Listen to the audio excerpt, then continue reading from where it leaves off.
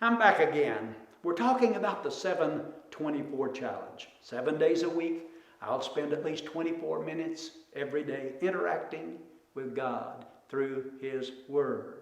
And I've already shared with you two of the indispensable elements of this process. Number one, listen slowly. Listen slowly. Speed kills when it comes to your spiritual life. Don't rush through this. Slow down in reading the Word of God. And secondly, think.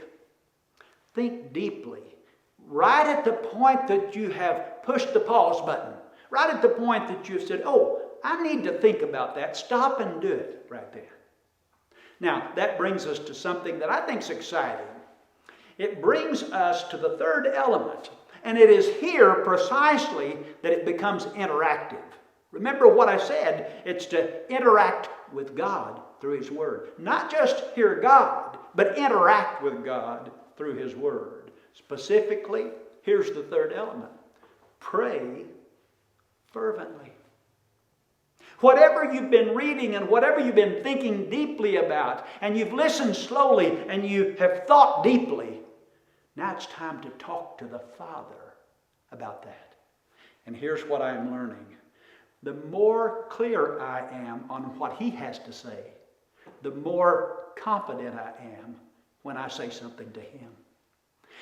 I have struggled with prayer in my life, but I have found this to be true, that if my prayer evolves out of the Word, it really feels strong before God. Because I'm simply saying back to Him the things that He has said to me. We're interacting. So in one instance, David said something like this to God. He said, when you said, seek my face, my heart said to you, your face, Lord, I will seek. He knew what God had to say. Then he knew what to say to God in prayer. That's where the interaction comes. It begins with Him. Seems like to me it all begins with Him. But when it comes to me, and I respond to that, then I am interacting with God. See, I won't forget to pray for my wife. I won't forget to pray for our children and their spouses and our grandchildren and our great-grandchildren. Those are things that I always remember. But sometimes I don't take time to hear God and then to respond appropriately in prayer. So we listen slowly. And somewhere in that listening slowly, we hit the pause button and we think deeply. And after we've taken the time to do that, and it doesn't have to be a long time, then we begin to pray. We talk to the Father about whatever the Father has said to us. One of the things that I do with my phone, I have on my note section in my phone, I have what I call words for today. And it so happens that today is the 21st day of July, and I want you to just hear this verse that I read out of Jeremiah. You plant them and they take root. They grow and produce fruit. You are near in their mouth and far from their heart. Pause.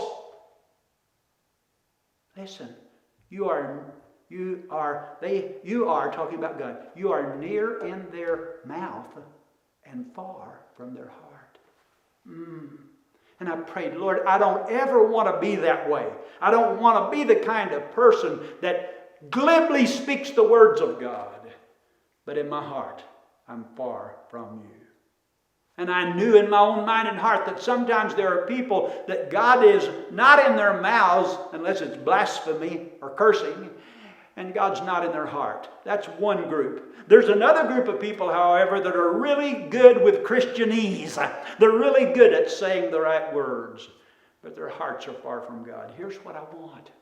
I want my mouth to be filled with praise and my heart to be filled with love for my God. See, this is what happens to me on a daily basis as I interact with God through His Word. Listen slowly, think deeply, and then pray fervently.